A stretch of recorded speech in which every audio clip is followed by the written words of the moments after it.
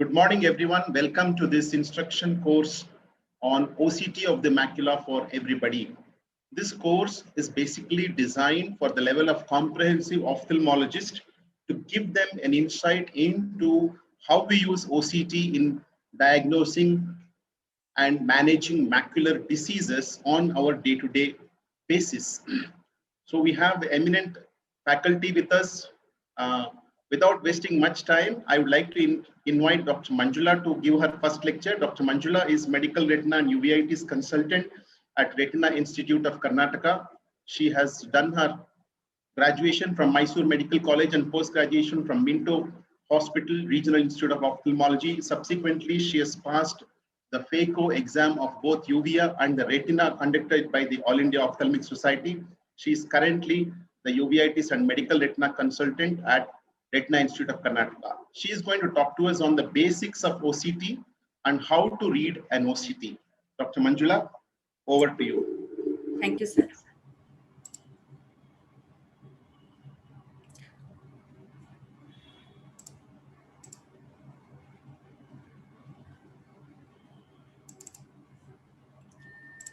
Is my screen visible, sir? Yes. Yeah. Shall I start? Yes, you can start. Good morning to all. I'll be talking a brief about basics and mainly about how to read both normal and abnormal OCT. OCT, as you know, is a very quick, non-invasive and reproducible imaging tool. It works on the principle of low coherence interferometry to produce cross-sectional images of the retina. It uses infrared light from a superluminescent diode, which is divided into two parts, one of which is reflected from a reference mirror and the other is scattered from the biological tissue which is under study. If you look at the history and evolution of OCT, it took almost 3 decades from the first concept of seeing inside the tissue to the generation of Stratus OCT in 2002. But after that, it's been a faster modification in technology with SD OCT coming into picture in 2006 and swept source OCT in 2012. As I've told you already, this works on the principle of low coherence interferometry. Here you have to understand two concepts. One is interference, another one is coherence. Interference is the phenomenon that occurs when two light waves meet each other and are superimposed. And coherence is the ability of the two light beams to produce interference.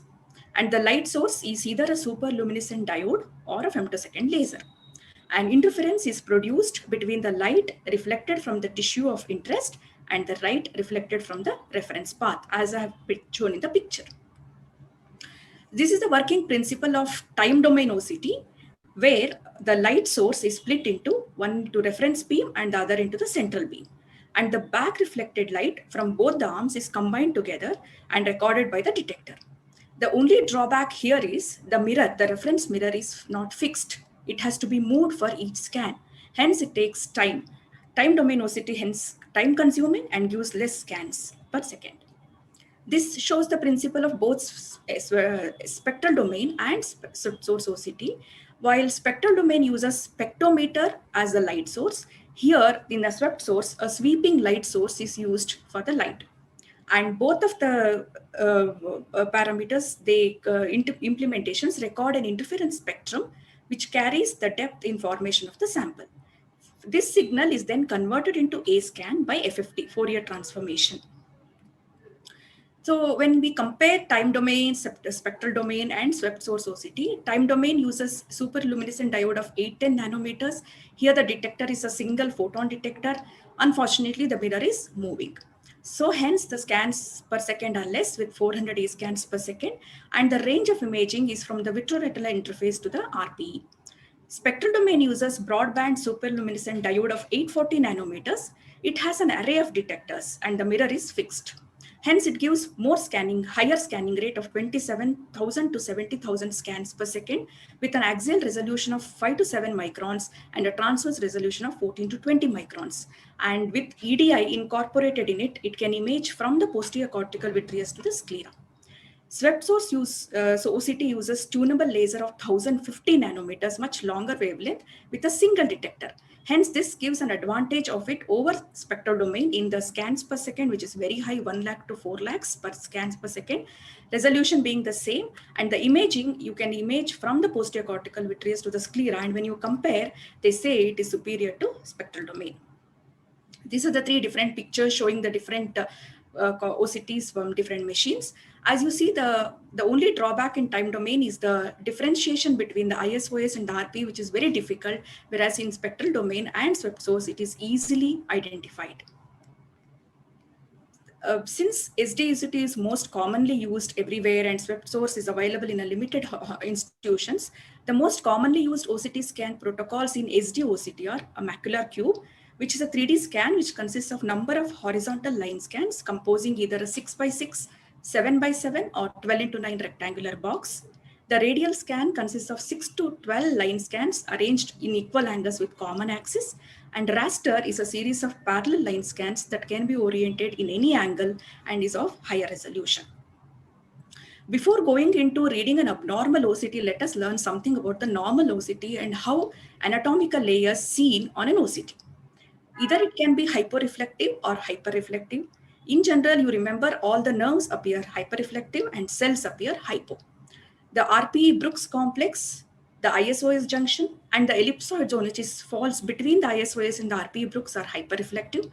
ELM is hyperreflective. Outer plexiform layer, inner plexiform layer, and the NFL are hyperreflective. And when you see the posterior cortical vitreous, that also appears hyperreflective. As I said, the cellular layers like the outer nuclear layer, inner nuclear layer, the ganglion cell layer, and the myoid zone. Myoid zone falls between the ELM and the ISOS. They're all hyporeflective. Coming to choroid, choroid is a mixture of both as it contains the vessels as well as the stroma. It's a mixture of hypo with hyperreflectivity.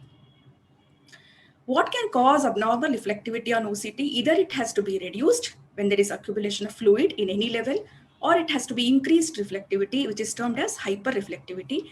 It can happen with the accumulation of hard exudates, calcification, hemorrhage, epiretinal or vitreous membranes, choroidal neovascularization, and RPE hyperplasia.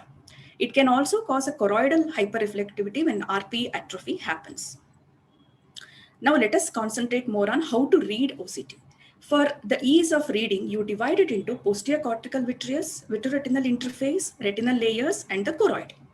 If you look at this OCT, the cortical vitreous is normal, the foveal contour is normal, all the retinal layers, choroid, everything appears normal. The next concept is assessing the central macular thickness, because this is very important when you go further in the talks. This is calculated between 2 points. The anterior boundary is formed by the tip where the foveal depression, and the posterior boundary, remember, it depends on what kind of OCT machine you're using. If you're using a time domain, as it is very difficult to differentiate between ISOS and RPE, ISOS marks the posterior boundary, whereas in spectral domain and swept source, since you can make out the demarcation very clearly, RPE acts as the posterior boundary. I have put two pictures here. In both, you can see the posterior cortical vitreous contains tiny hyperreflective dots. Are they same or are they different? For this, very important that you have the clinical picture with you. For example, in the first clinical picture corresponding to the OCT, this gentleman had floaters of recent onset, and when you see clinically, there is vitreous hemorrhage. So here in the first picture, these hyperreflective dots represent blood. Whereas in the second one, the gentleman came with floaters and he had vitreous haze of 3+. And in the second OCT, hence these hyperreflective dots, they represent inflammatory debris rather than blood. So whenever you read an OCT, you should be thorough with your clinical picture, either mentally or next to you. Now let us read this. Here, if you see the posterior cortical vitreous, you see it as a thin hyperreflective membrane separated from the retinal surface. However, the contour is normal and the central macular thickness is preserved. But here, if you see, even it has separated, it is still attached at the fovea, thus abutting the foveal contour. This is called vitreomacular adhesion. Here, it has not only attached to the fovea, but it is also causing a pull, hence increasing the central macular thickness. Hence, it is called a vitreomacular traction. In the first OCT, as the arrow mark shows you, there is a hyperreflective membrane on the surface of the retina. Since it is on the surface, it is called epiretinal membrane. And the lower picture, if you see the arrow mark, there is a discontinuity in the retinal surface contour, and this defect extends throughout the entire thickness. Hence, it is called full thickness macular hole. And also the edges are edemata showing abnormal hyperreflectivity suggestive of fluid accumulation. Now, if you see this OCT, the contour is okay. The central macular thickness is preserved. If you see the pointer pointing towards the area, that area, the inner and the middle layers are hyperreflective when compared to other side. If you see clinically, this shows an infarct. So any infarct on an OCT appears abnormally hyperreflective. It can involve the inner retinal layers, or it can involve the inner and the middle retinal layers also. Here, if you see, the central macular thickness is increased. This is because of the fluid collection, which appears as abnormal hyperreflective cystoid spaces. And if you concentrate on the subretinal space, that is also hyperreflective. So this is called subfoveal serous retinal detachment. And if you want to read this OCT, you have to read it as cystoid macular edema with subfoveal serous retinal detachment. And if you see clinically, the patient shows changes of non-proliferative diabetic retinopathy, and this OCT hence gives you a result of diabetic macular edema. This is a bit different. Here also you can see subfoveal serous retinal detachment. However, the parafoveal area looks edematous, but here you don't see cystoid spaces, you see some sponge-like edema. This is called spongy edema with subfoveal serous retinal detachment. And you can also see accumulation of abnormal hyperreflectivity, which corresponds to hard exudates on the clinical picture. Hence, this is called SSRD with parafoveal spongy edema and hard exudates. One more thing you have to notice is that these tiny hyperreflective dots, they are not limited only to the outer layers. They are seen throughout the retinal layers. Even you can see them in the choroid also in some cases. These are called hyperreflective dots or HRDs, and they are only OCT findings. They are not seen clinically. In this picture, the contour is normal. However, the central macular thickness is increased, and you can see that the subretinal space is occupied by hyperreflective cavity. If you see clinically, this gentleman is a young man with a recent onset of positive glaucoma. So I'll take just 2 minutes. So this corresponds to neurosensory detachment suggestive of CSCR. In this picture, the normal foveal contour is there. The retinal layers are normal. However, you see some hyperreflectivity in the RP. These deposits, if you see clinically, they represent drusen. The placing of drusen, either they can be subretinal or sub-RP, depending on the location above or below the basement membrane. Here in this OCT, the cystoid spaces, what you see, along with that, you concentrate on the subretinal space. Here it is occupied by hyperreflective material. This is called subretinal hyperreflective material. And if you go through the other scan, you can also see subretinal fluid. So remember, go through all the scans, correlate clinically before jumping into diagnosis, as this points towards a CNVM related to wet AMD. Here I have put 2 pictures of pigment epithelial detachments. The above is a normal, it looks like a serous PED with no retinal changes, no subretinal fluid. You correlate it clinically, this gentleman has only a serous PED, no evidence of hemorrhage, no evidence of drusen. However, if you want to confirm, do an ICGA, rule out any abnormal causes of serous PED and monitor up frequently. Whereas the lower one, the lower pigment epithelial detachment, has some contents.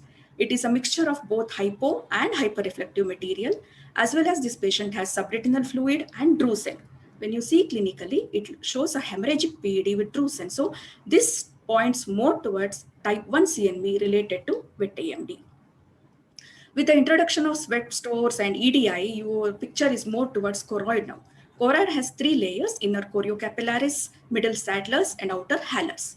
And if you want to measure the subfoveal choroidal thickness, it ranges from the RPE Brooks to the choroidoscleral junction. There are 2 conditions in which you can have an increased choroidal thickness. You have to differentiate between pachychoroid, which is like seen here, for example, the choroidal thickness is increased. And if you see clearly, the halers are enlarged, compressing the 2 layers. These are called pachyvessels. So increased choroidal thickness with the presence of pachyvessels points towards pachychoroid. There is another condition in which the choroidal thickness is increased. It is due to inflammation due to VKH. where you see in general the choroid is increased, the thickness is increased, and with treatment the choroidal thickness comes down. So it's very important for you to see why and how the choroid is increased, the thickness is increased, and then diagnose properly. So to summarize, it's a non-invasive and easily reproducible test. It's become an essential part of our practice. Hence, judicious use helps in both better diagnosis and management. Go through all the scans, correlate clinically before taking any decision regarding diagnosis and management.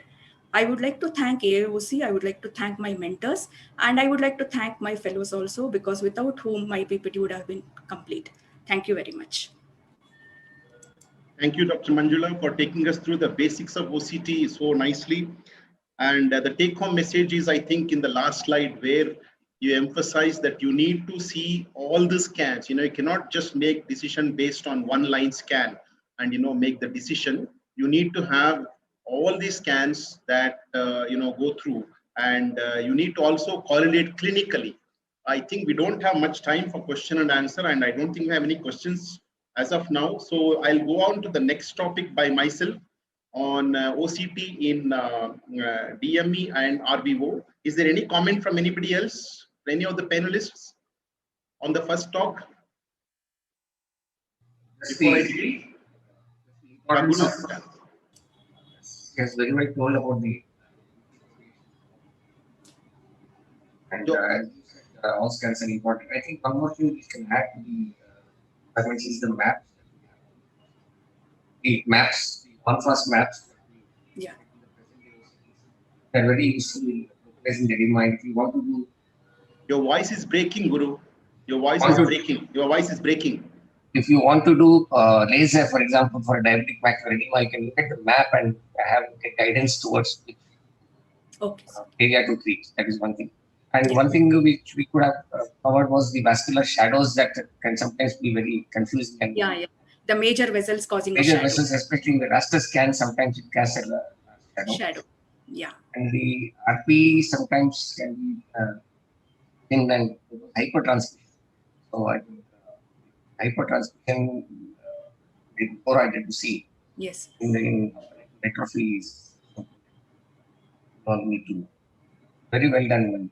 Thank you, sir. Thanks a lot. Kumar, Kumar, you had any comment? No.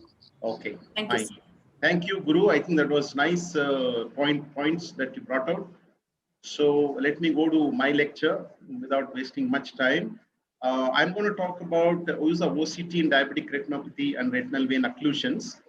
Why OCT in these situations? Because as we all know, OCT is more sensitive than clinical exam in picking up subtle edema. It is non-invasive, objective, repeatable, and structural changes are seen so vividly. And we can pick up the vitreoretinal interface problems and traction much more easily on OCT than clinically. So all this has bearing on the treatment of the condition. We need to assess the response to therapy and plan retreatment. All this is possible only with the help of OCT. So here is a patient who has 6/24 vision. He's a diabetic, came with decreased vision, both eyes of few months duration. You can see clinically there are moderate NPDR changes in both the eyes with hard exudates. But look at the OCT, how vividly it shows the structural changes in the form of loss of contour, cystoid changes, spongy edema, and subfoveal serous detachment. This is the reason why we love OCT, in our day-to-day practice, why we use it so extensively, because it shows the details so well. The changes that we see on OCT can be classified broadly into 5 types of thickening. That is, one is a spongy thickening that you see predominantly spongy edema. Second is a predominantly cystoid macular edema, or a subfoveal serous detachment, or a vitreomacular traction or taut posterior hyaloid phase. Although we have categorized the changes into these subtypes, in clinical practice, as you can see here, is always a combination of these types of changes that we see. This patient has spongy edema. This patient also has subfoveal serous detachment. So it is quite usual to see a combination of these factors. And what you have to see is which is the predominant type of swelling that this patient has, and that may have a bearing on managing the patient in the best possible way. Fractional component in DME is something that we need to pick up because it needs surgical intervention, and injections may not help. And OCT is definitely, invaluable in picking up these. This is a patient who came with blurring of vision. He had diffuse edema and he has NPDR changes. FFA was done and it shows diffuse leakage around the macula. Then you see, lo and behold, you see a vitreomacular traction causing the macular edema, and no amount of injections would have helped this patient. This patient underwent surgery, and you see subsequently restoration of the normal foveal architecture. Another patient who had PRP done, he had a thickened hyaloid face, his vision refused to improve beyond 636, and you can see that there is a spongy macular edema, cystoid change, there is an epiretinal membrane. We decided that this thickened hyaloid face is the cause for this macular edema and subjected the patient to surgery. Following surgery, you can see that the normalization of the foveal contour and vision improved to 6/18. And this is an example of OCT helping us to diagnose and decide regarding surgical intervention. Center versus non-center involvement has become an important point to distinguish now whether to treat or not to treat, because we do not need to treat every thickening that is seen on OCT. Like you see in this patient, this thickening that you see is away from the macula on OCT. Though clinically you see a hard exudate ring, patient's vision is 6/9, and this patient can be observed without offering any treatment in view of his good vision and non-center involving macular edema. On the other hand, this patient has decreased vision, and you see the extent of involvement on OCT, which involves the center of the macula with spongy edema and subfoveal serous detachment. This is a patient who needs treatment. So to decide whether to treat or not to treat, in addition to vision, the OCT is an invaluable tool. Another situation, asteroid bodies, very difficult to evaluate the macula, whether there is edema, no edema. OCT shows the presence of edema in this eye, and therefore even to monitor the treatment or plan the treatment here, OCT is an invaluable help. So once we start the treatment, without OCT, we cannot assess the response to therapy. Of course, patient's vision is a good way to evaluate. Of course, that's what we are all interested in. But it is much easier to evaluate on OCT the treatment effect. You see this patient pseudophakic eye with a diffuse macular edema with with a PDR post-laser status. This edema we actually watched for 1 or 2 months, and when it did not subside with topical drops and nepaphenic eye drops because patient was pseudophakic, we decided to treat with Ozurdex and look at the amount of resolution of edema. The other eye of the patient had asteroid bodies and a very similar picture, and also responded well to Ozurdex injection with normalization. So you see the response to treatment can be assessed. And here I would like to tell you one thing: patient can appreciate the difference in the pre and post treatment OCT very well, and OCT is a very important tool in counseling the patient about the eye condition, why we are treating, how we are treating, how he is responding. Patients can understand OCT much better than a fluorescein angiogram or even a fundus photograph.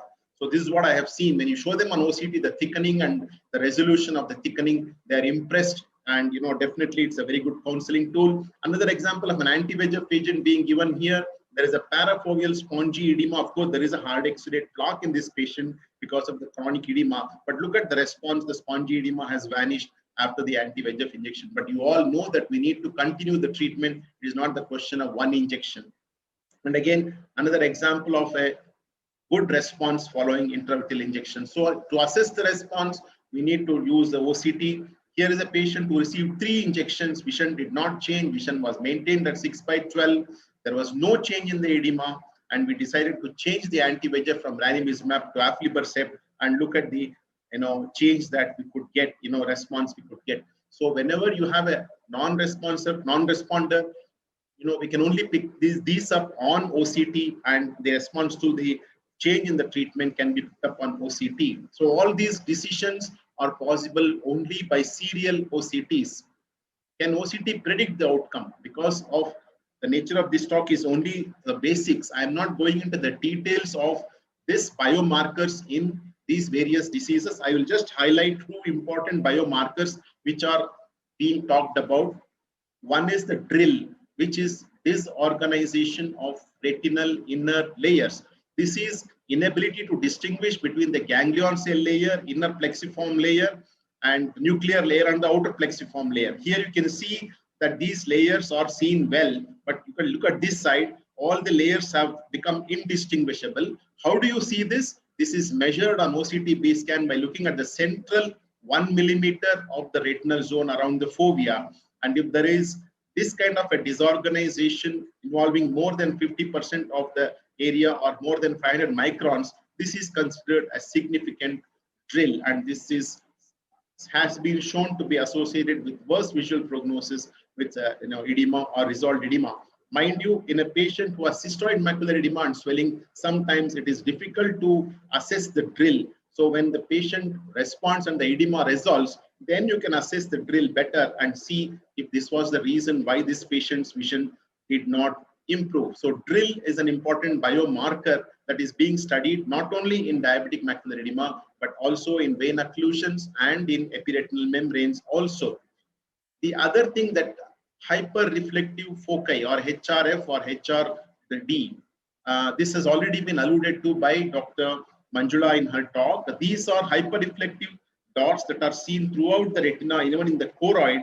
How do you distinguish from hard exudates? Hard exudates cause shadowing and they are larger in size, whereas these are smaller in size and they have no back shadowing and reflectivity similar to that of the myofiber layer. So the size may vary depending on the treatment, and the presence of large number of hyperreflective foci is supposed to indicate an inflammatory pathology, and therefore these patients may respond better to a steroid injection. This is highlighting the hyperreflective foci that you see in this scan. So presence of HRF may tilt you towards giving steroid in that particular eye compared to anti-VEGF. So therefore, these biomarkers can also help us to decide regarding treatment. And just a brief word about vitreopapillary traction, which is picked up on OCT. This is a gliosis on the disc that is causing traction on the disc in this eye with PRP, post-PRP stable status, but he had drop in vision, gradual onset. There was a traction on the disc, and this was a vitreopapillary traction which is picked up on OCT. More examples of vitreopapillary traction that you see here. Following surgery, you can see that the traction is relieved, and we have recently, indicated this as an indication for surgical intervention in patients with PDR. And look at how OCT can vividly demonstrate the vitreopapillary traction, indicating the need for treatment. Vein occlusions, the use is very similar to what you use in DME. This is an example of a central retinal vein occlusion with diffuse macular edema. Branch retinal vein occlusion, here you can easily make out the difference between the normal uninvolved retina and the involved retina. Again, hemiretinal vein occlusion, hemi-CRVO, or a tributary vein occlusion. In all these situations, OCT invaluable in picking up the macular edema and guiding the treatment. You see the treatment response here to the anti-VEGF injection. In central retinal vein occlusion, this looks like a very florid CRVO, but look at the nice response that we have got following the injection. And again, non-responders here after 2 injections, there is hardly any response, and you see the response here that has change. So in conclusion, OCT is an integral tool today to diagnose edema, diagnose needing treatment in both DME and retinal vein occlusion. It is invaluable in surgical decision making in order to pick up vitreopapillary traction, vitreomacular traction. Definitely needed to plan retreatment and change of treatment. It may be useful in predicting visual outcome, but it's not possible to. But today, let me assure you, it's not possible to manage diabetic macular edema and RVO without the aid of these OCT. Thank you. Thank you for the time. I think we have some time. If there is any comment from the other panelists. I would like to just add that OCT is important in ischemic maculopathy also. Sometimes we feel that only edema is appreciated. But if you do OCT in ischemic maculopathy cases also, you may feel that you may see that allopsite zone, ELM is disrupted. So that gives a fair idea about the perfusion status, because FFA cannot be done in each and every case. So OCT also helps here. Any other comment? Thank you, Naresh, for that important point that even ischemic maculopathy is so useful. Next, we have Dr. Kumar to present his talk on OCT in AMD.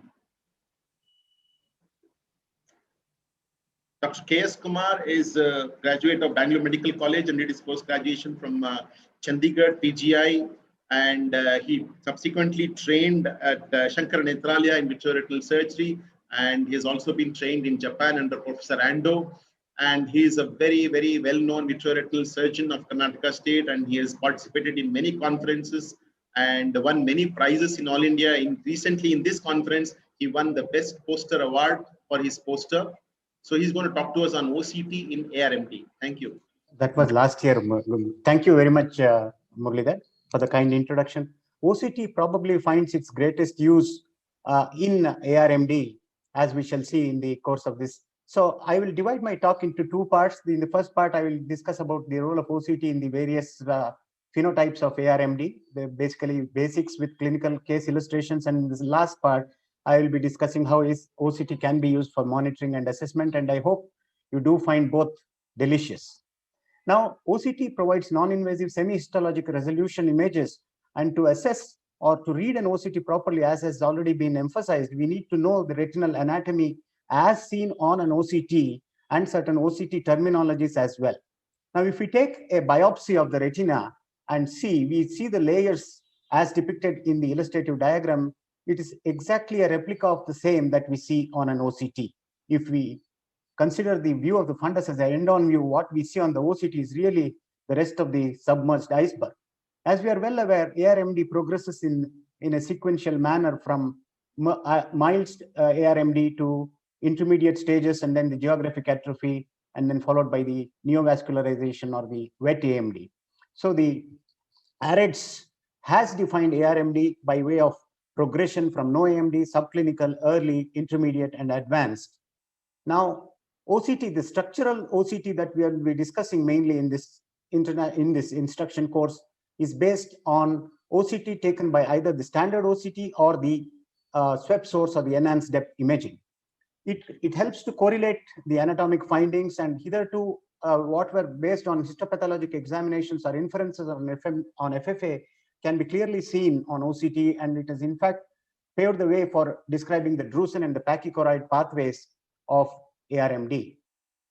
Now let us take some case examples. This is a patient with drusen at the macula. If we do a horizontal line scan, this is what we see on the OCT.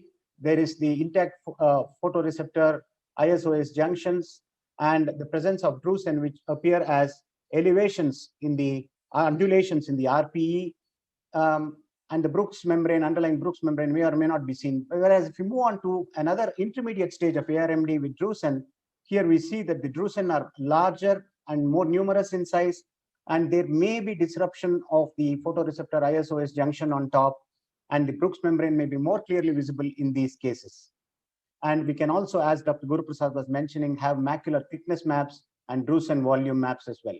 Moving on to the next pattern of geographic atrophy in ARMD, this is the corresponding fluorescein angiogram, and if we do an OCT, we can find the presence of various manifestations of geographic atrophy in the form of PED, intraretinal fluid, various stages of hemorrhage, and the underlying geographic atrophy of the pigment epithelium manifested by increased reflectivity of the underlying choroid. And we can also get an area map as seen here.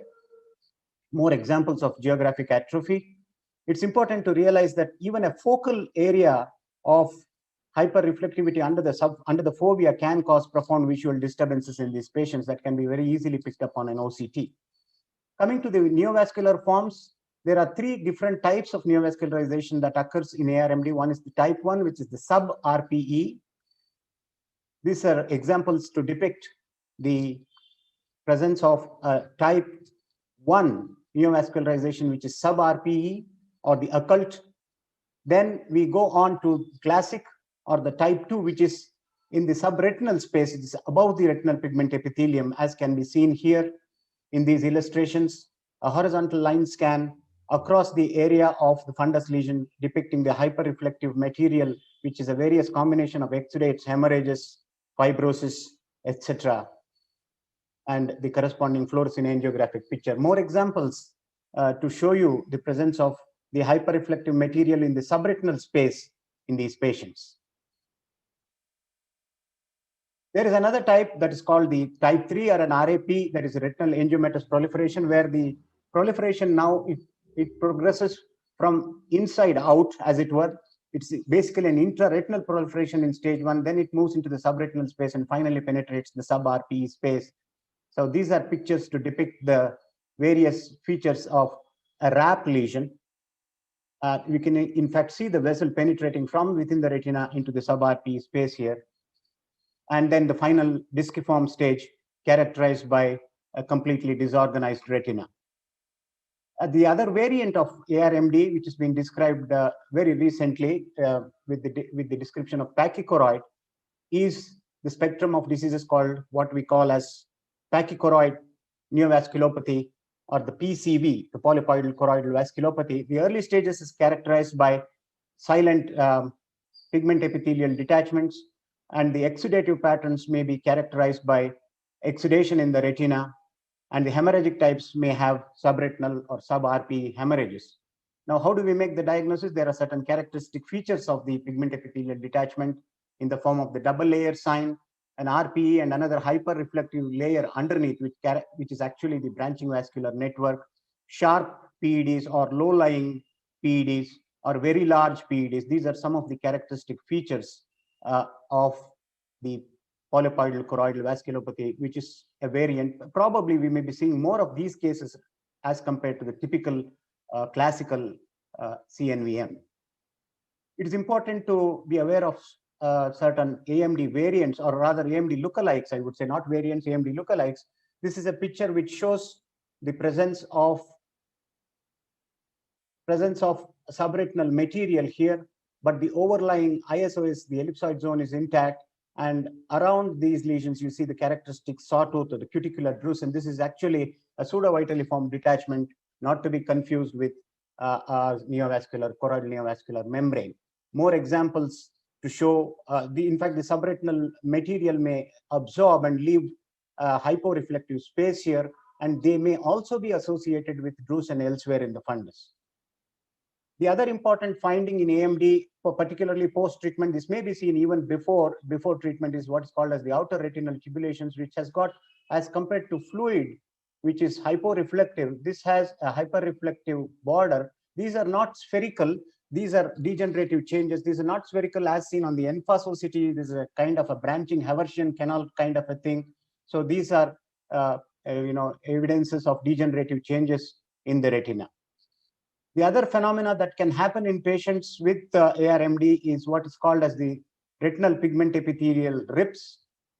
And these are seen as breaks in the retinal pigment epithelium. And on a horizontal scan, you can see these pleat-like changes in the RPE, and this is the break in the RPE. We need to be aware of these phenomena and not mistake them for progression of ARMD changes. I'll go through the second part with a few cases. This is a patient who had a disciform scar in the other eye and had drusen in the macula of the left eye, and the OCT did not reveal any lesion that needed to be treated. But 10 months later, she presented with this hemorrhage here, subretinal hemorrhage, and a large PED around it. This is the PED corresponding picture on the fluorescein angiogram on the OCT, and the central macula, as compared to what it was to begin with, now shows intraretinal edema and subretinal fluid as well. We treated, and this is the corresponding fluorescein angiogram. This patient was treated with anti-VEGF agents, and the PED settled down, the hemorrhage resolved, and we had granular hard exudate all around the PED.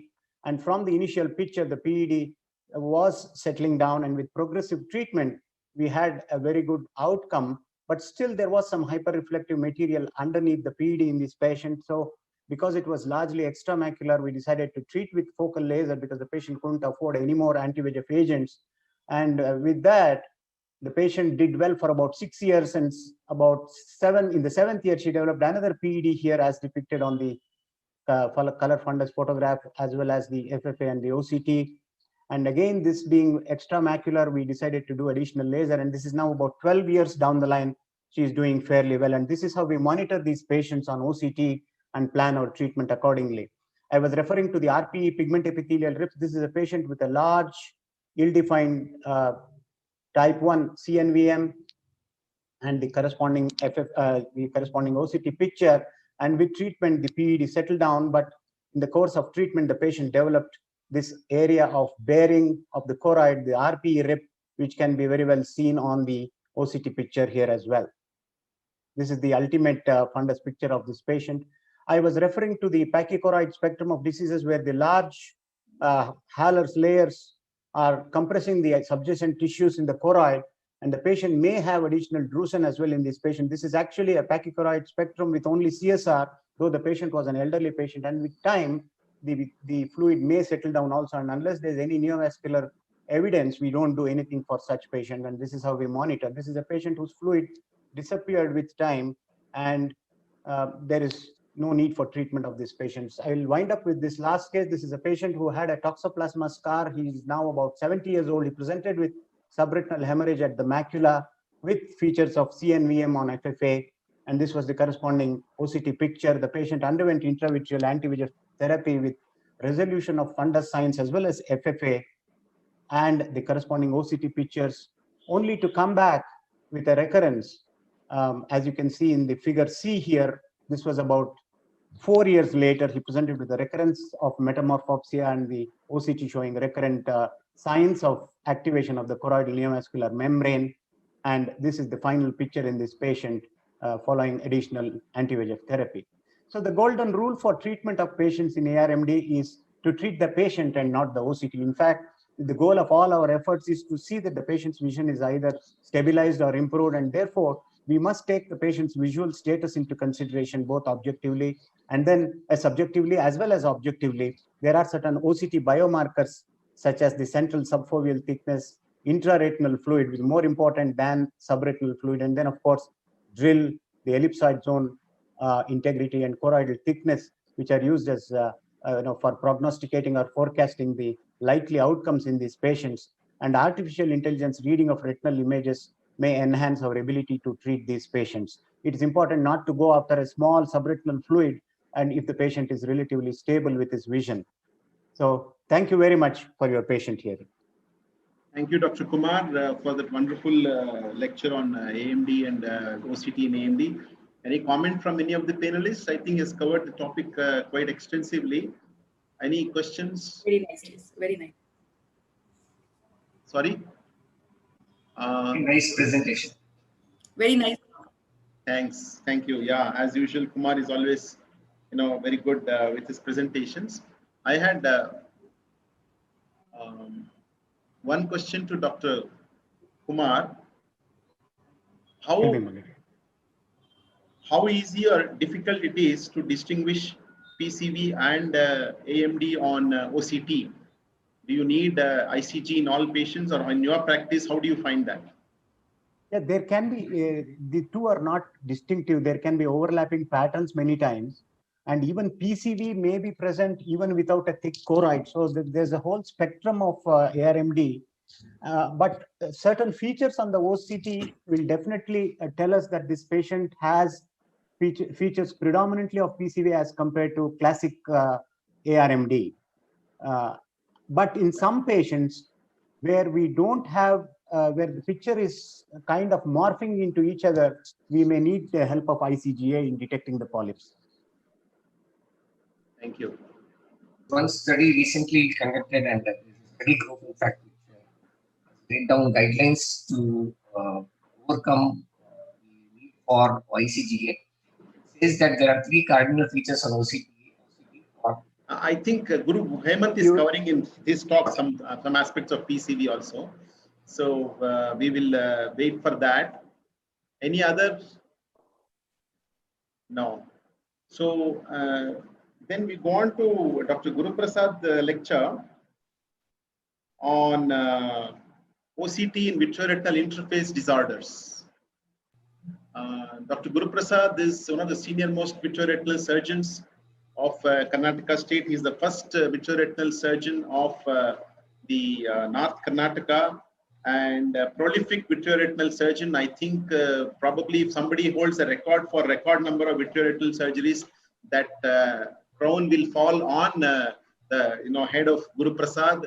He is a graduate of Bangalore Medical College, and then did his this one from KIMS Hubli, and subsequently trained in Shankara Nethralaya vitreoretinal surgery. As a very good friend of mine, our friendship goes back to more than 2 decades, and we always enjoy his talks. I request him to talk on OCT in vitreomacular interface abnormalities. Dr. Guru. Thank you very much, Dr. Murali, for that very kind introduction. Am I audible? Yes, we can see your slides and you're audible.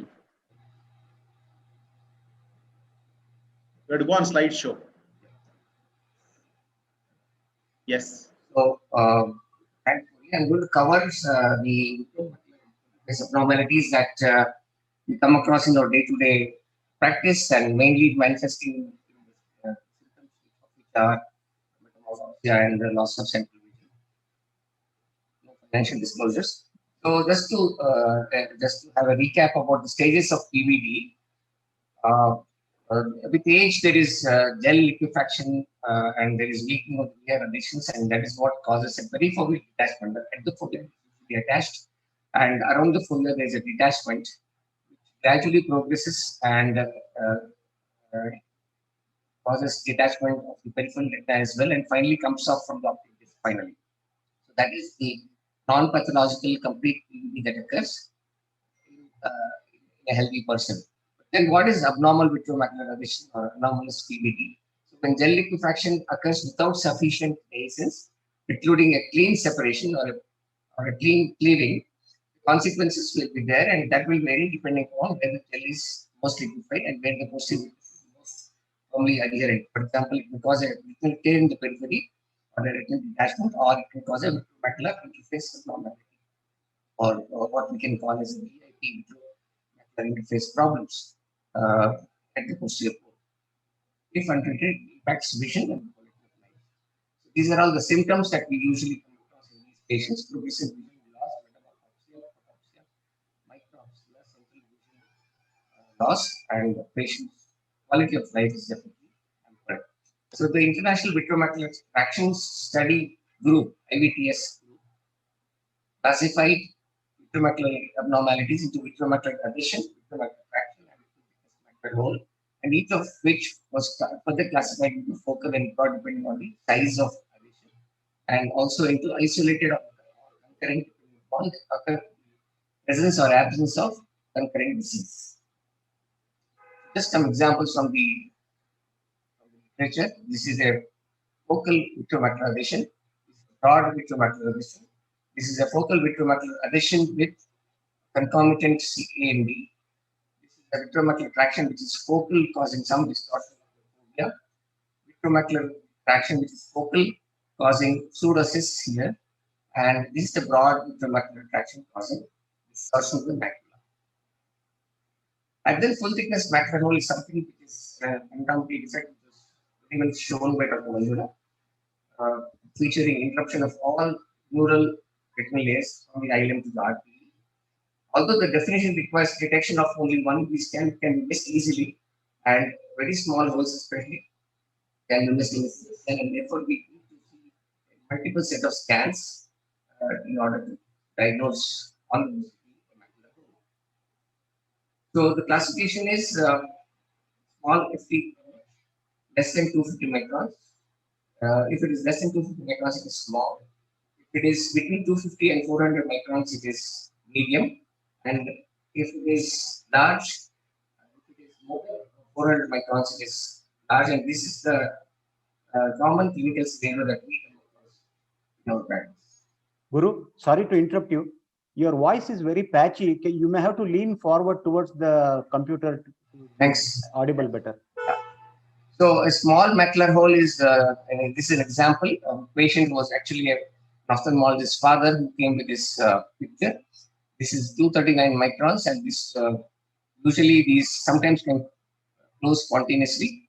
100% successful surgery is usually recorded in these patients done properly. And at a time when pharmacological vitreolysis was in practice, that is octreotoctin plasma, for example, these type of holes were very responsive, and this is the post-operative picture of this patient. Medium-sized holes are between 250 and 400 microns, and there is a 90% successful surgery with retinal and ILM peeling. And this is our own example of how we had a good success of the hole getting closed. A large macular hole is something that is more than 400 microns, and more than half of the patients that we come across belongs to this category of large holes. There's a 90 to 95% success even with the large holes, and there is no success with occuloplasmin. Again, occuloplasmin is somehow creeping into my presentation because at the time when the IVTS study group classified macular holes, occuloplasmin was in usage. Nowadays, it is not. This is an extra large hole, if I may call it that way, 2,482 micron hole, width of the hole, which is quite much. And this was successfully treated with inverse peeling and tucking of the ILM flaps into the hole.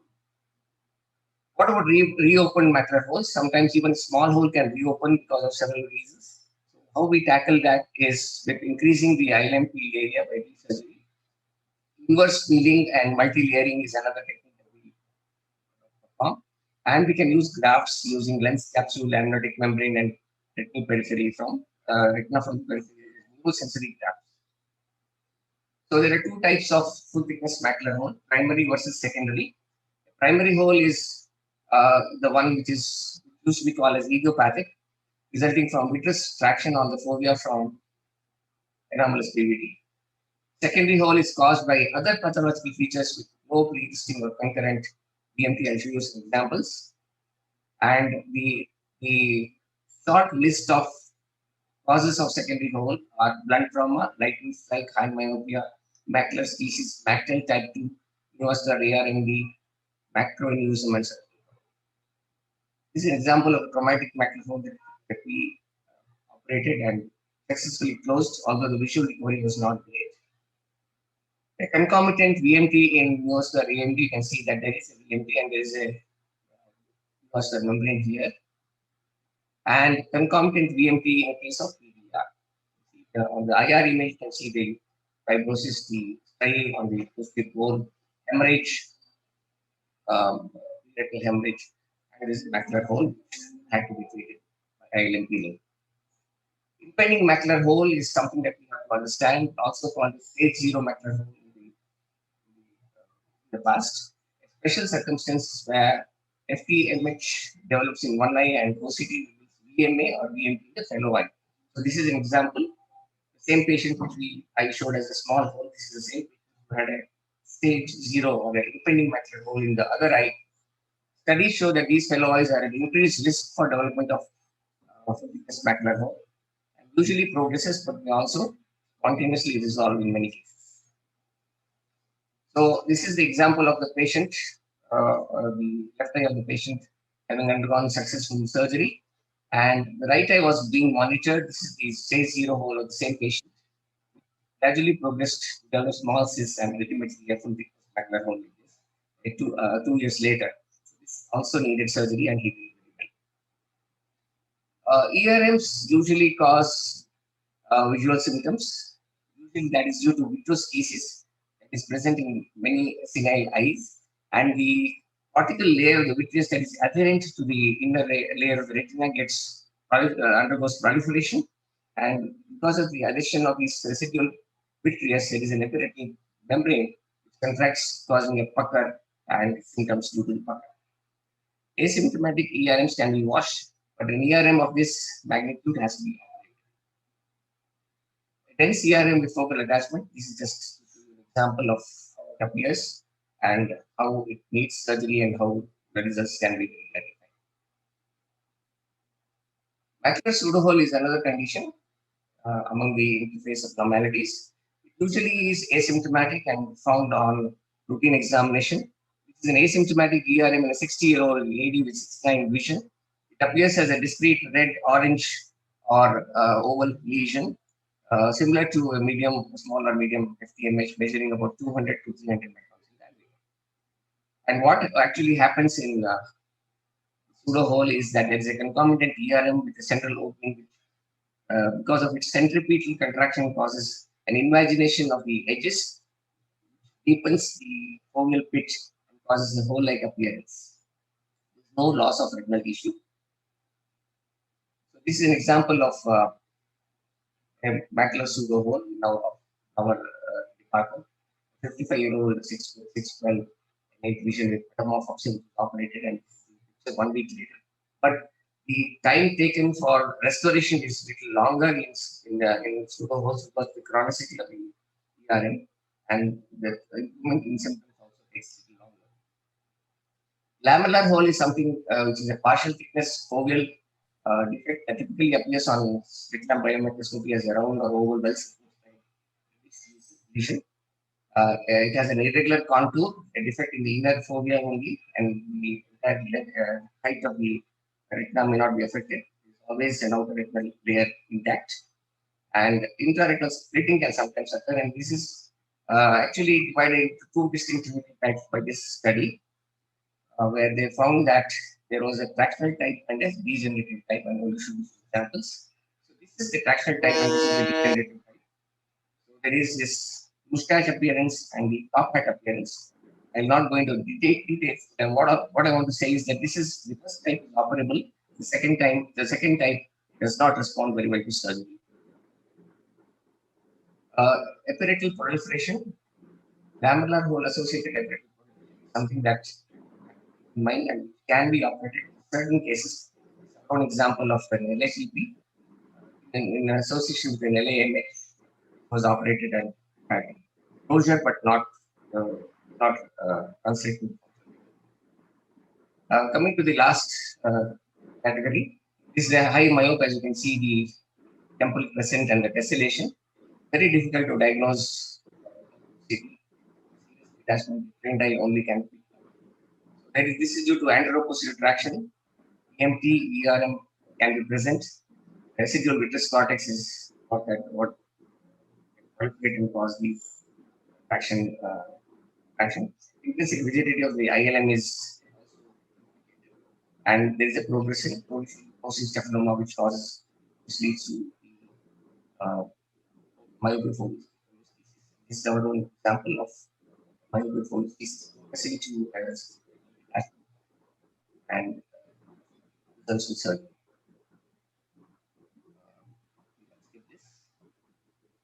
This was actually a toxoplasmosis patient who had scars here and there and came back after an attack of COVID with this. And on the OCT, we found that had this little hemorrhage here, prenatal hemorrhage, probably related to COVID.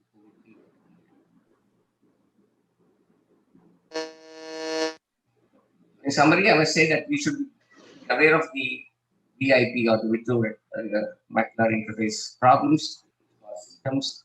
Should be familiar with the clinical appearance, and of course, many are similar appearing and need OCT to differentiate. Each one has its typical OCT appearance. And we should be familiar with the natural course as well and treat whenever necessary. Thank you very much, Dr. Murli, for this opportunity, and also the AOS for including this ICT. Thank you, Guru, for that wonderful lecture on vitreoretinal interface abnormality. We have just 1 minute time for any comment or question. You can stop sharing now. Thank you. So any comment, 1 minute, and then we move on to the next lecture by Dr. Naresh Kumar Yadav. One of the most difficult things for me in my clinical practice, if you can answer this question, is when do you operate on a patient with ERM? What's the vision level? Because this is one clinical thing that we always find it difficult to, the patient's vision. Patient is often asymptomatic. You have just picked up the ERM on routine clinical examination. Vision is 612. Other eye has 6/9 vision. Patient is totally asymptomatic. I always find it difficult to. That helps you to push you for surgery. Is there anything on OCT? There's a VMT causing potential loss, irreversible loss of vision. You can explain to the patient and operate, but I don't think we should do it when the patient is asymptomatic. I have a little different take on this. Can I come in, Murli? Yeah, please, Kumar. Yeah. I wouldn't like to go by the vision alone. I would rather go by symptoms of metamorphopsia. If the patient has metamorphopsia, that is a sign to say that the ERM itself is recent in origin and the patient has noticed that change. So that is, to me, more an indicator for intervention than the vision alone. Actual Snellen visual acuity may not be a good indicator. You feel presence of metamorphopsia. Naresh, one comment by you, and then you go on to your lecture.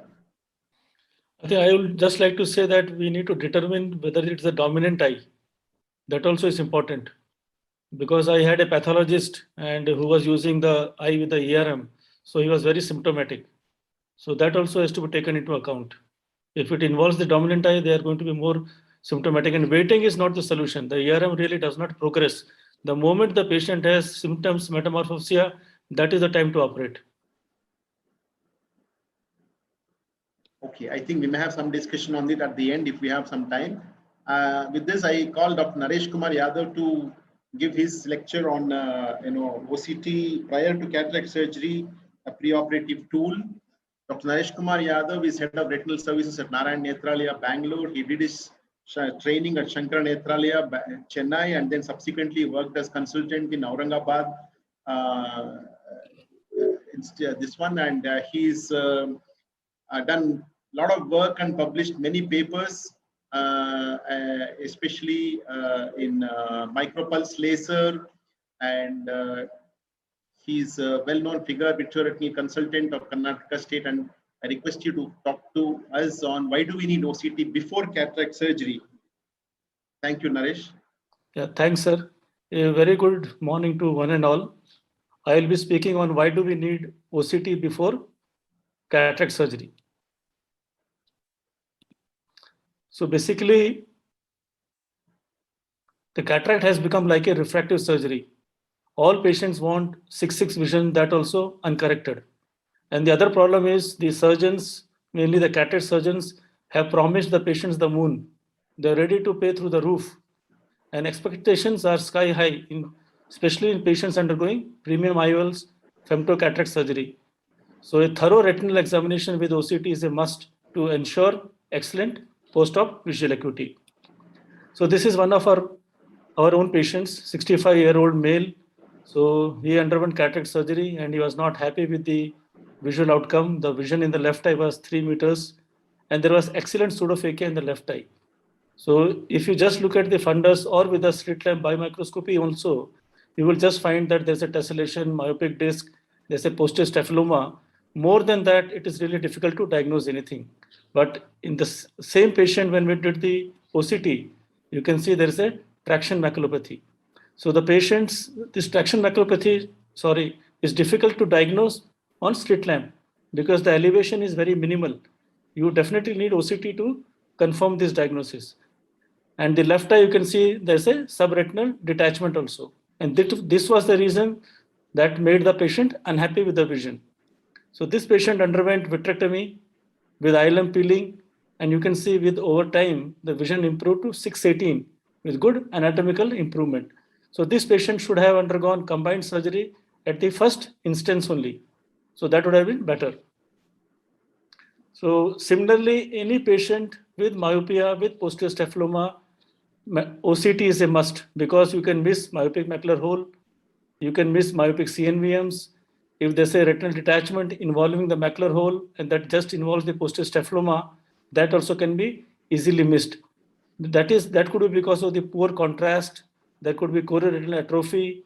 So OCT is a must in any patient undergoing cataract surgery, especially in myopia. This is another that patient I was alluding to earlier, 70-year-old pathologist. He complained of difficulty in the right eye vision. He said he found distortion and the cataract was NS2, and he was sent to us for routine OCT before cataract surgery. And this is the finding. So there was a ERM. You can see here the CFT is increased and there are cystoid changes involving the foveal area. So this patient underwent combined surgery, and this is just at 3 weeks. You can see there's a very good improvement anatomically also and vision-wise also. And the patient said the distortion had gone away. So this is ERMs. Advanced ERMs can be picked up by OCT, but sometimes subtle ERMs, or if the cataract is significant, you may not be able to pick ERMs. This another patient, 62-year-old male, And he was also advised right eye cataract surgery. The vision was 612. And in the cataract department, the fundus was noted as within normal limit. And he came to us for routine OCT. And this is the finding. So you can see there is a focal VMT and there's a cystoid change. So this patient, if he had just undergone cataract surgery, he would not have been happy. So the patient underwent combined surgery with good anatomical improvement. This is another case of VMT with lamellar macular hole.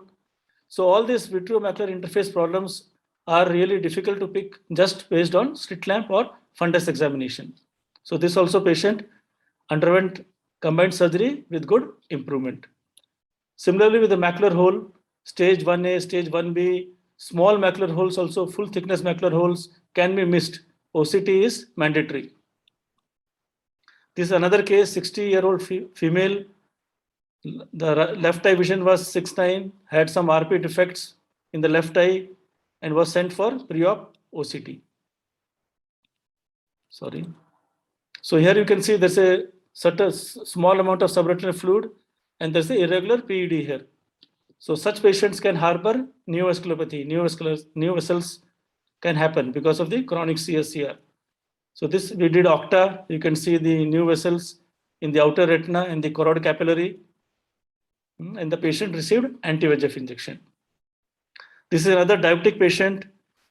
He was diagnosed to have no evidence of DR in the cataract department and then came to us.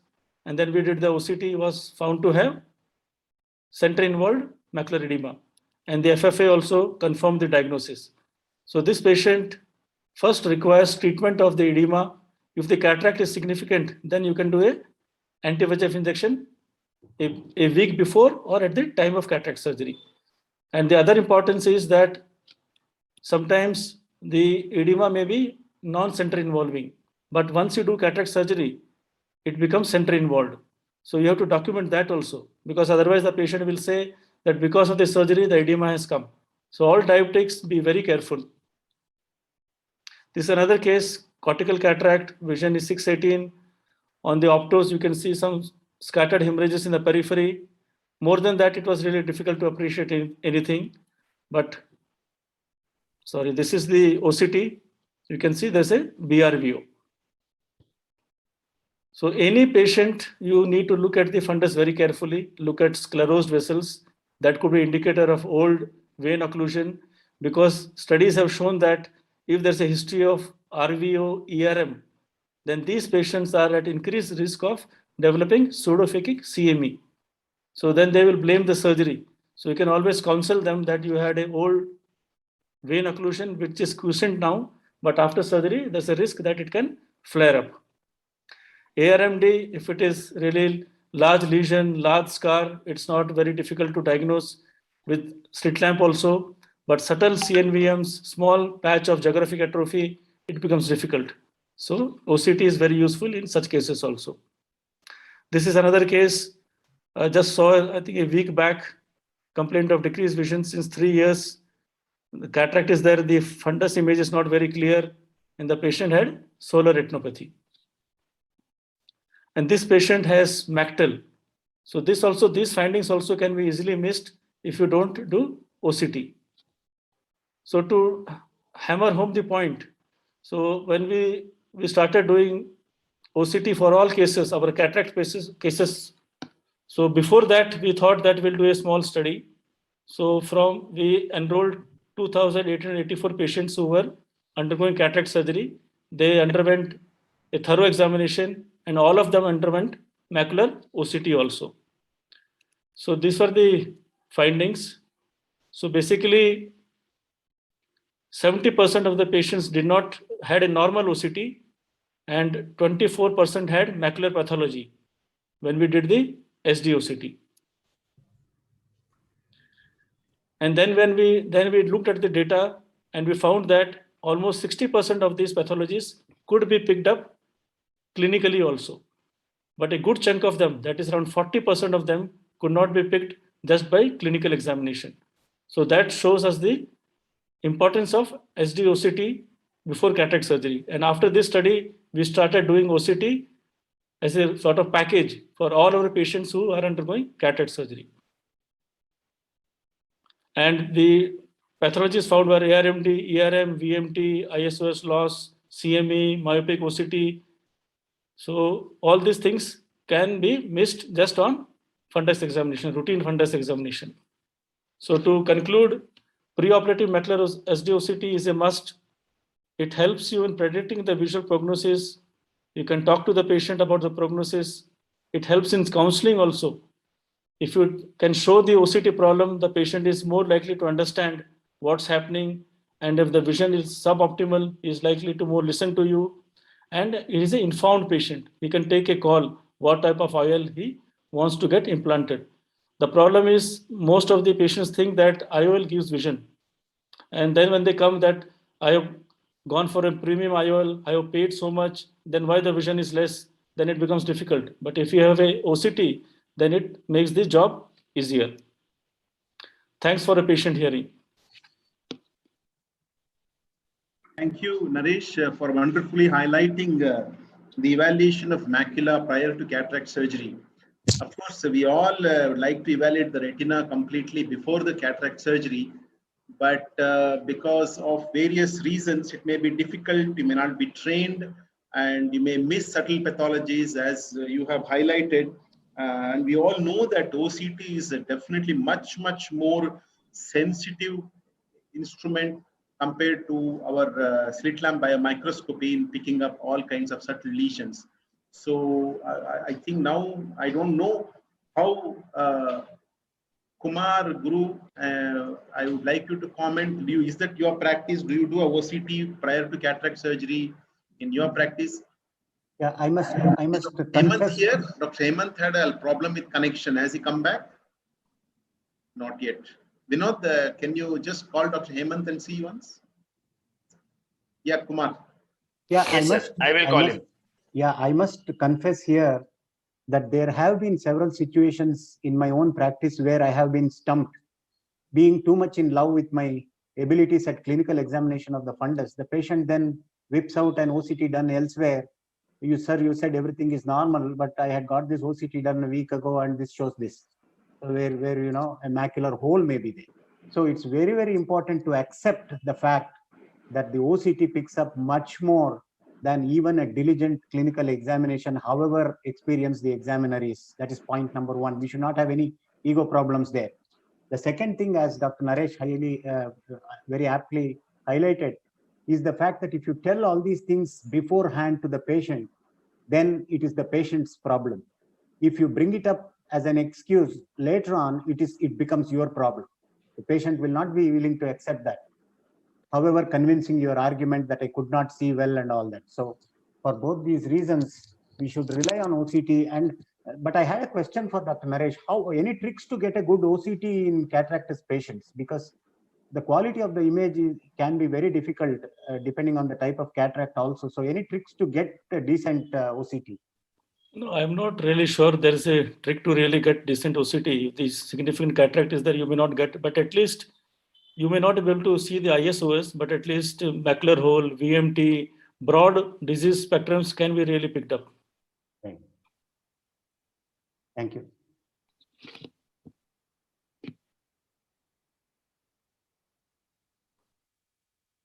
Guru Prasad? Not audible, Guru. You have to unmute yourself. Ila, you are muted. Audio is not coming. Is it better now? Yeah. So 70% of the 2,000 odd patients had some problem, which means that in patients in whom OCT is not possible, I think we have to give them a guided prognosis or tell them that we can only tell the results of the surgery or give them some hope about the outcome only after the surgery and not before. So I think that is one thing that, like Kumar said, since it's not possible to get a good OCT picture in the patients in whom cataract is advanced, we may have to give the guided prognosis in those patients. Guru, your voice is a little, there is an echo. Somehow it's not very clear. I don't know whether what's the problem with the microphone and the laptop, or what? You have to go closer. Your institute also has a large volume cataract surgery. So in your MM Joshi Institute, do you do OCT as a routine in all patients? Whenever there is a doubt only we do, we don't routinely do, but we try to correlate the vision with the extent of cataract. I think that is one good alternative for an OCT. You can correlate the vision with the OCT, vision with the cataract. And also I have a practice which is there since very long, since my PG days. I dilate the pupil in every case of, even if it's a mature cataract, and check the vision with pinhole. Somehow if I can get it 6x60 or 6x36, I have been able to get even in mature cataracts, because there is some vacuole there in the lens through which the patient can see. And if this is there, if the patient improves in his vision with the pinhole, then I think patient's visual potential is quite good. At our institute, we do it for all cases. I think it has been included in the cataract package. And we do the OCT reading. They don't want to do anything. The OCT gets done, and then the retina people do the OCT reading. So you have somebody. Do you have somebody dedicated to go through these OCTs and write the reports? Yeah, we have the fellows. They are posted just fellows to will read do the OCT and start reading. Yeah, but definitely, because earlier the only cataract people were seeing the fundus and advising surgery, so a lot of problems were being missed. So this is I think a good thing. We have reduced the cost of the OCT, so the patients are happy, and that way we are also comfortable. Otherwise, after cataract, then they come to us with a macular hole, ERM, then it becomes difficult. They start blaming the surgery, that it could have happened after the surgery. Yeah, very true, very true. That's the problem. Yeah, so as Kumaran said, as you said, it's important to pick up these things before we do the cataract surgery. Dr. Hemant Murthy actually has a problem. His internet connection has giving problems. So I hope he will be able to join in a few minutes and give his lecture. Only in the meantime, can I leave and get ready in the other hall? If it is not I think, can you be around just for 2 minutes, because we need to do some last minute discussion or anything you want to, anything you want to comment, anything else till now, what all we have covered. Yeah, I think what Dr. Guru Prasad said is very, very true. If we are not able to get a good quality OCT scan, despite all best efforts, it is better to tell the patient that we have not been able to assess your macular status fully. And chances are that you will get back good vision, but we don't know. There is a small element of uncertainty. That point should be made clear and documented, and informed consent in that respect taken. Even if the patient does not get operated with you, it's fine. Because the problem that we can have with a disgruntled patient post-operatively is much more than losing the patient. Guru Prasad, do you have any reservations in doing OCT on a regular basis? No such reservations. It's just the time consumed. Yeah. In a busy practice, it does consume some time. I think Narayan Nethralaya has about 24 OCT. I think they must be having an OCT machine in the cataract department as well. Yeah, we have one cataract OCT especially for the cataract people. We have only one for the whole hospital. I think time is the problem. Yeah. Okay. Hemant Murthy is back. Thanks to thanks for coming back. Hemant can start sharing your slides so that we can have the discussion after your this one. Yeah.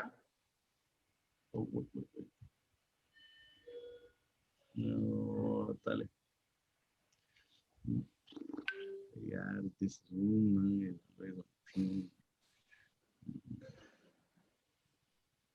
Kumar, if you want to leave for this one, you can take leave. Thank you. Thank you. Now, let's not waste time. I would be speaking on macular diseases, MACTEL, CSCR, and PCV. Now, coming to MACTEL, all evidences point to loss of Muller cells as the central pathological process, and there's also an accompanied ellipsoid zone loss with some vascular distortion and abnormal anastomosis, and associated with right angle venule and neovascularization. So this is a patient who shows loss of ellipsoid zone and there is a collapse of the retinal tissue because of the loss of support of the Mueller cells. Similar in this patient, this is the left eye of the patient. Now, when you see the fundus, you would see a graying around the fovea, and you see this cavitation that occurs. Generally, this is because of the Mueller cell loss. And so hence you see the loss of these layers and you see an ILM drape. Now, an OCT angiography can demonstrate very clearly the abnormal changes that occur around the macula, and there is the telangiectasia that you see very well. This is the fluorescent angiography, which was being done previously to show us the same changes temporal to the fovea. Now you see these, this patient shows a typical picture of a cavity with an ILM drape and loss of ellipsoid tissue in a patient with MacTel. And the clinical picture here, you would see a graying. So one of those very typical features of MacTel. Now in a much later stage, you see pigments in the fundus, and that on the OCT reflects as these hyperreflective areas that you see here in the OCT. And this patient also shows loss of the ellipsoid zone and some amount of foveal thinning. That is, as the condition progresses. Similarly, you see this patient has significant foveal thinning, loss of ellipsoid zone, presence of pigments. So this is somewhat the later stage. This is stage 4 MacTel, type 2. Now, when it comes to stage 5, there is some amount of bleeding that occurs that would generally indicate the starting of the subretinal neovascularization that is seen in MacTel. So what you see is some amount of blood. There is an SRNV that occurs. So here you would see that this neovascularization does not lead on to much fluid exudation. You would only see some thickening that occurs in this patient, and you would see that the cavitation, the ILM drape, all the other features are present. So when you do an octa, you would see that there is an neovascularization that is present. So very rarely you see this, very rarely you see this sort of an SRF-like picture in a patient of MacTel, and you would think that this is CSR, but this is actually this is due to loss of the ellipsoid zone and the outer retinal tissue. Hemant, 1 second. Vinod, can you make sure that the others are muted? Everyone, I request all of you, please keep yourself on the mute, except the speaker who's speaking. Rest, everyone, you are kindly requested to keep yourself on the mute. Yeah, thank you. This is, when you do an octa, you would see that this is seen here as the neovascularization when the changes that are seen adjacent to it. Coming to central serous retinopathy, we go from the acute to the chronic, and in the acute, you would possibly see there's a detachment that is subretinal fluid, but everything else in the retinal structure is normal. But as you go towards the chronic, you start seeing RPE changes, which is seen on the autofluorescence also. And then there's punctate crystates that you see that present in the, along all the areas, both on the posterior retinal surface and on the RPE, you would see these white crystates.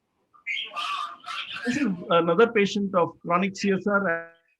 As the patient shows recurrence, you would see these white punctate crystates. As it goes to more chronicity, you would see intraretinal changes present in this patient. This is the patient who also has a thickening of the choroid. So the pachychoroid spectrum would also produce the epitheliopathy, which causes CSR picture. So there are other factors that come in pachychoroid, but here one would see that this is only due to CSR. As it becomes chronic, you would also see ellipsoid zone loss. That would mean that there is a chronic CSR. One should be aware that the vision prognosis is not good. Due to shortage of time, I think because I had to connect, so I think I'll just run through PCV.